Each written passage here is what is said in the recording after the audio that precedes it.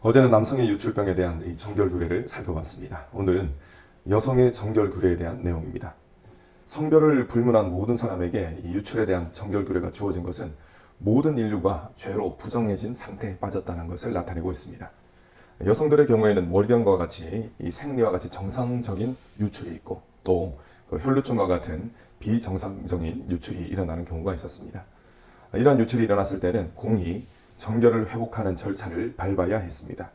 생리와 같이 정상적인 유출의 경우에는 속죄제와 번제를 드리지 않았습니다. 하지만 이 혈류병과 같은 질병의 경우에는 피가 나오는 기간에는 부정하다고 여겼고 또 이 증상이 없어지면 회복되면 비둘기 2마리를 가지고 이 속죄제와 번제를 드려야 했습니다. 이러한 절차들을 지키기 위해서는 정신을 차리고 있어야 됩니다. 왜냐하면 그냥 지나가면은 이것을 해결받지 못하고 지나갈 수가 있기 때문에 그런 것입니다. 자, 그렇다면 하나님께서 이러한 규례를 제정하신 목적이 무엇이겠습니까? 먼저는 일상의 거룩함을 위해서 제정해 주셨습니다. 정결규례는 여성의 생리 기간을 부정하다라고 말하고 있습니다. 자, 생리 중인 여성과 접촉한 사람과 또 물건 역시 하루 동안 부정했고 또 다시 정결해지려면 몸을 씻고 옷을 세탁해야 했습니다. 여성의 생리는 여러분 특별한 일입니까? 일상적인 일입니까? 일상적인 일입니다. 하나님은 이러한 일상적인 부분에 대해서도 정결함과 거룩함을 요구하셨습니다. 일상을 그냥 편하게 보내고 싶어 하는 것이 사람들의 바람입니다.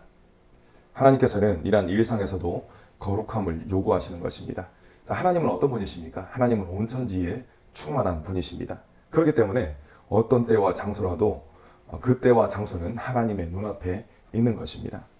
하나님은 이처럼 온 천지에 충만한 분이시기 때문에 자칫 나태해질 수 있는 일상이라 하더라도 영적인 긴장감을 가지고 하나님의 은혜를 구해야 하는 것입니다. 믿음이 없는 사람은 이렇게 말할 수가 있습니다. 불편해서 어떻게 사냐 이렇게 말할 수가 있습니다. 그런데 하나님께서 분명히 약속하셨습니다. 하나님께서는 은혜를 구하는 자에게 반드시 은혜를 주시고 그 은혜를 통해서 거룩한 삶을 살 수 있도록 만들어 주시겠다. 하나님께서는 그렇게 말씀하셨습니다. 만약 내가 내 힘으로 이 거룩한 삶을 살아야 된다면 이처럼 불편하기 짝이 없는 그런 명령이 없습니다. 솔직히 말하자면 자신의 힘으로는 거룩한 삶이 불가능합니다. 그런데 불가능한 그것을 위해서 계속 힘쓰고 애쓰라. 그것은 말라 죽는 일입니다. 그런데 하나님께서는 너희의 힘으로 거룩함을 이루라. 그렇게 말씀하신 것이 아니라 하나님께서 거룩함을 이루어 주시겠다라고 하신 것입니다. 근데 단지 조건이 무엇입니까? 은혜를 구하라. 은혜를 구하면 하나님께서 은혜 구하는 자에게 믿음을 주시고 그 믿음을 통해서 거룩함을 이룰 수 있도록 만들어 주신다는 것입니다. 자, 이처럼 모든 것이 하나님의 은혜입니다. 그런데 하나님께서는 어떻게 약속을 하시느냐? 상을 주시겠다 약속을 하셨습니다. 하나님의 은혜로 우리가 거룩함을 이루게 되는 것이지 않습니까? 그러면 하나님이 그 모든 것을 하신 것입니다. 그런데 하나님의 능력으로 그 모든 것을 했음에도 불구하고 하나님께서는 무엇을 주신다고요? 상을 주시겠다라고 약속을 하신 것입니다. 그렇기 때문에 이것은 우리가 영원히 찬양 드리기에 합당한 그런 이유가 되는 것입니다. 여러분, 하나님께서는 이처럼 상 주시는 분이시다라는 사실을 굳게 믿으시고 일상에서의 거룩함을 힘쓰시는 저와 여러분 되시기를 간절히 축원합니다. 자, 두 번째로 이 죄사함의 필요성을 깨닫도록 만드시기 위해서 정결규례를 제정해 주셨습니다. 하나님은 이스라엘 백성이 부정에서 떠나 하나님의 장막을 더럽혀서 이 부정한 중에서 하나님으로부터 끊어지는 것, 이것을 하나님께서는 막으시기 위해서 정결규례를 정해 주셨습니다.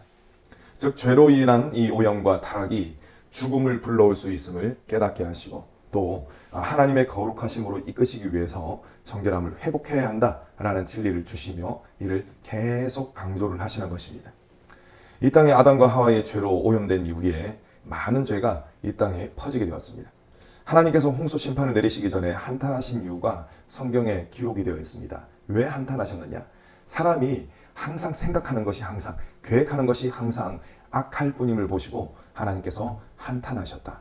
죄가 땅에 완전히 퍼져 있음을 보시고 하나님은 한탄하셨다. 그렇게 성경이 증언하고 있습니다.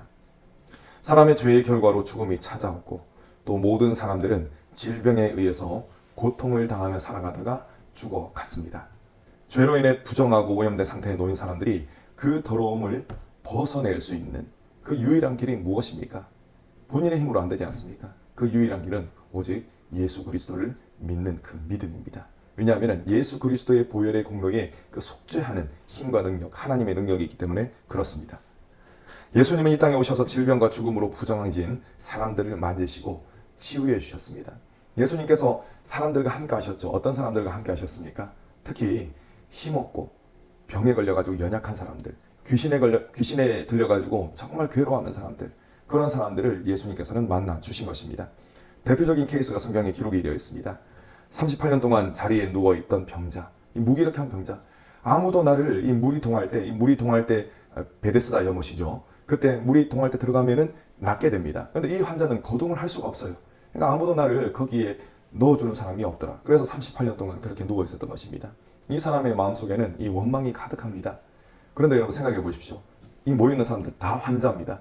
물이 이렇게 탁 동해지면은 자기 살려고, 자기 나으려고 먼저 들어가지. 누가 이렇게 넣어주겠습니까? 그런데 예수님께서 그 사람을 만나주시고 그 사람의 병을 완전히 치유해 주셨습니다. 또 어제 말씀드렸던 바와 같이 12년 동안 혈류병으로 고통당하던 여인을 예수님께서는 고쳐주셨습니다. 이뿐 아닙니다. 회당장 야이로의 딸을 살려주셨고 과부의 죽은 아들을 살려주셨습니다. 눈먼 자의 눈을 뜨게 하여 주셨습니다. 이처럼 주님께서는 사람들의 모든 약함을 고쳐주셨습니다. 사망과도 같은 상태에 떨어져 있는 사람들을 생명으로 이끌어 주셨다는 것입니다. 이는 우리 주님이 인간의 가장 근본적인 문제가 되는 이 죄의 문제를 해결해 주시는 분이 우리 주님이시다라는 사실을 미리 조금씩 알려주는 그런 사건들이었습니다. 주님께서는 부정한 모든 죄들을 친히 담당하시고 또 십자가 위에서 이 죄의 문제를 해결해 주셨습니다. 우리의 힘으로는 이 부정에서 절대 떠날 수가 없지만 우리에게 찾아오신 그리스도를 통해서 부정함에서 떠나 정결해질 수가 있는 것입니다. 그렇기 때문에 우리는 매 순간 예수 그리스도를 의지하며 바라봐야 하는 것입니다. 말씀을 맺겠습니다. 여인의 유출병 규례를 통해 하나님은 일상이 정결해야 함을 알려주셨습니다.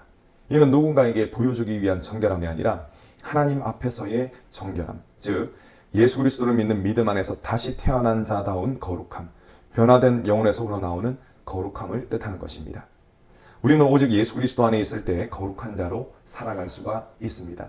요한계시록에 어떤 자가 구원을 받는다라고 되어 있습니까? 물론 믿는 자죠. 근데 믿는 자라는 이 표현이 너무나 뭉뚱하지 않습니까? 근데 요한계시록은 아주 분명히 더 세밀하게 이야기하고 있습니다. 어떤 자가 구원을 받느냐?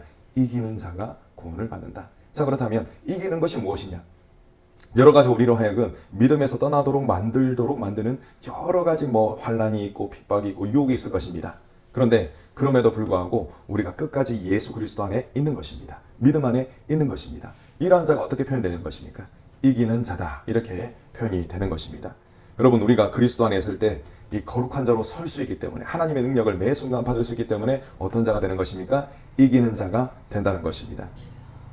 죄로 인해서 죽었던 우리들을 용서해 주시고 하나님의 자녀로 삼아주신 그 사랑은 여러분 가장 강력한 사랑입니다. 하나님의 말씀은 죽음이나 생명이나 천사들이나 어떤 조건들과 피조물이라도 이 사랑에서 끊을 수가 없다고 했습니다. 그렇기 때문에 이 사랑이 강력한 사랑인 것입니다. 온 우주에서 가장 강력한 그리스도의 사랑으로 우리를 묶어주신 분은 바로 하나님이십니다. 이 사랑을 베푸심에 감사드리며 삶의 제사를 하나님께 드리시는 저 여러분 되시기를 간절히 소망합니다. 아멘.